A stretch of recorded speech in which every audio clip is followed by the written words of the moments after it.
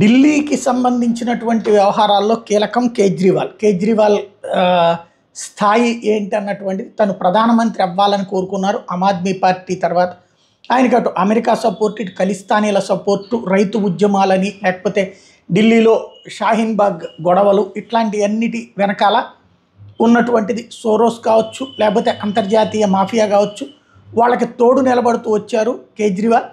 ఓ రకంగా ఓ సరికొత్త టీంతో, అంటే యుద్ధం చేయడానికి రాజకీయ యుద్ధం కాకుండా కొంతమందిని కొత్త వాళ్ళని ఇతర దేశాల నుండి తెచ్చుకుని వాళ్ళ ద్వారా తన వ్యవహారం నడుపుకొస్తున్నారు.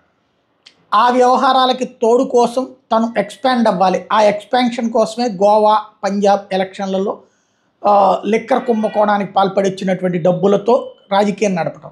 ఇప్పుడు వాళ్ళ ఆవిడ ఎక్కడా ఒక్క రూపాయి కూడా పట్టుబడలేదు. ఖర్చు పెట్టాక ఇంకా పట్టుబడేది ఏంటి, తీసుకున్నారా లేదా అన్నటువంటిది ఇక్కడ ఇంపార్టెంట్. ఆ ఇచ్చినటువంటిది లెక్కలతో సహా బయటపడబట్టినే కదా ఈ గొడవ అంతా కూడా. ఇది ఒక ఆస్పెక్ట్. రెండవది, ఆయన ఢిల్లీ హైకోర్టును అప్రోచ్ అయ్యారు.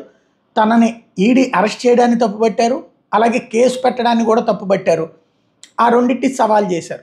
ఇవాళ అయిపోయింది, ఇంకా తేలిపోతుందని భావించారు. తీరా చూస్తే హైకోర్టు ఏమీ ఆయనకు ఊరట ఇవ్వలేదు, ఆయన అరెస్టుని ఆపలేదు, ఆయన విడుదల చేయమని చెప్పలేదు.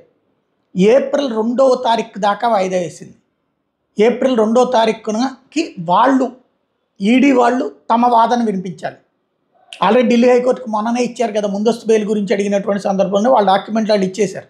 ఇంకా కొత్తగా కావాలంటే ఆ డాక్యుమెంట్లు మళ్ళీ ఒకసారి చూపెట్టాలి. ఏప్రిల్ 2కి అది. ఏప్రిల్ 3వ తారీఖుకి ఢిల్లీ హైకోర్టు వాయిదా వేసింది. దీంతో కేజ్రీవాల్కి ఊరట లభించలేదు.